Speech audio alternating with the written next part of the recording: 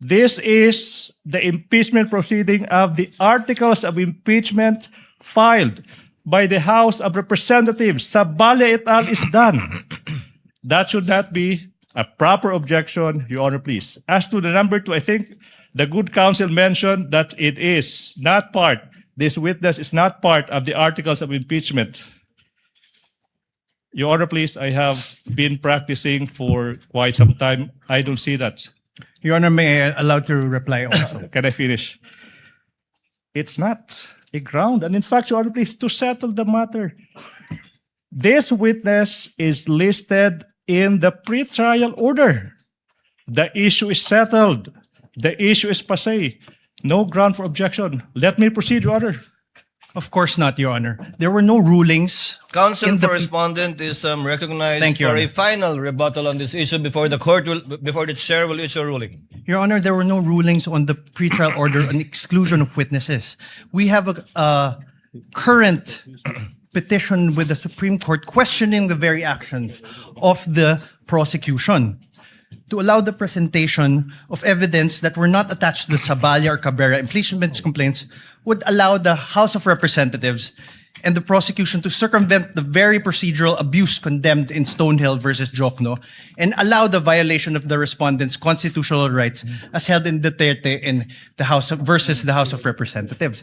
Your Honor, the prosecution says the Saballa complaints have lived their and they died their natural deaths. However, Your Honor, this precisely does not cure what the prosecution did. This does not cure the violation of the rights of my client. If I may, Your Honor, please. We The move chair will forward. make its ruling. The motion to exclude by the counsel for respondent is hereby denied. Chair cites Enrile versus Sandigan Bayan, which states that the prosecutors may add or rely on evidence during pretrial, even if the evidence is not stated in the complaint or articles, because only a summary is required to be stated in the articles of impeachment, in this case, and or complaint, and not a complete list of the prosecution's evidence and or witnesses.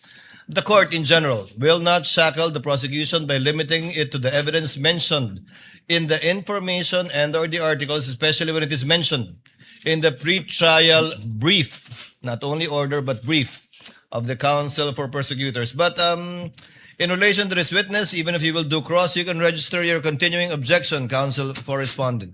We are registering it, Your Honor, please. So noted. Counsel for the prosecution may proceed. Thank you so much, Your Honor. John Mark Calilong. Your Honor, may I register my objections to the purposes?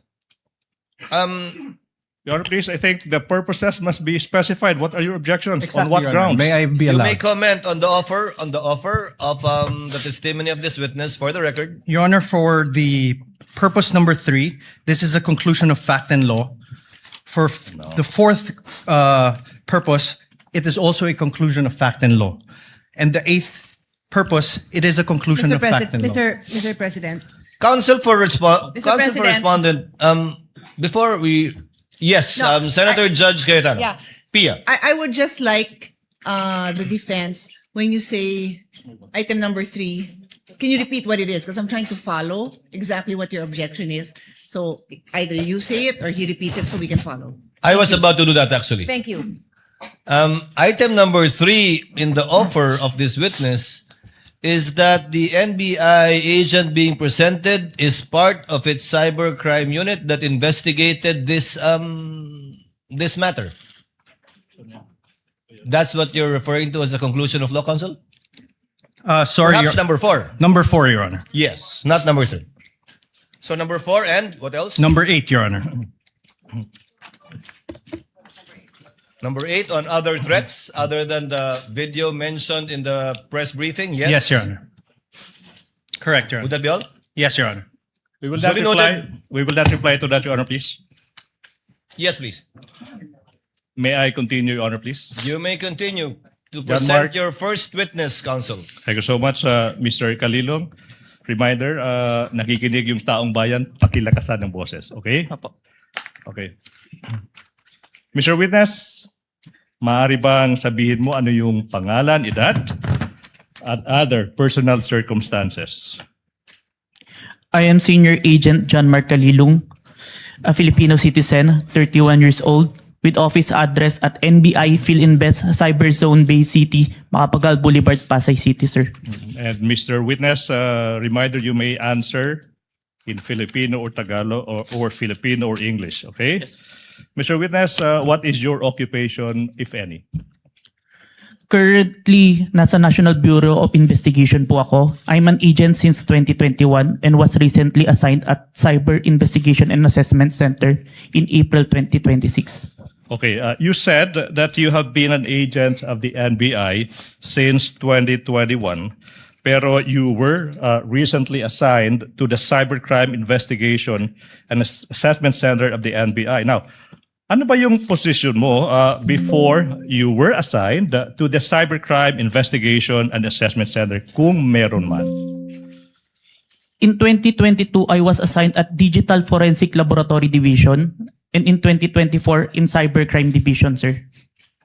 Okay, now, you said that you were assigned to the Digital Forensics Laboratory Division in 2022. Now, yung tanong, ano ba yung mga naging primary duties and functions mo bilang ahente ng division na yan? In Digital Forensic, my primary duties is to identify, preserve, collect, analyze, and present digital evidence in court, sir. Now, preliminary question, have you undergone any training as an agent of that Digital Forensics Laboratory Division? Yes, sir. Now, kung alam mo, ano ba yung naging trainings in that division? I have undergone computer hacking forensic investigation training, mobile forensics, computer forensics, and photo and video authentication training, sir. Okay, so the last part of your answer, Mr. Witness, you mentioned that you were trained, na sinasabi mo, into photo and video authentication. Now, specifically now, ano ba yung naging trainings in that regard? Photo and video authentication, kung meron man. I was trained for 2 weeks intensive training in July 2022 by MaxCore Intervention, sir, in digital forensic. Now, sabi mo, ano nga ba yun? 2 weeks of intensive training. Yung tanong, Mr. Witness, specifically, what happened in that you said 2 week of intensive training? I was trained to perform digital forensics examination, sir. Now, Mr. Witness, you tell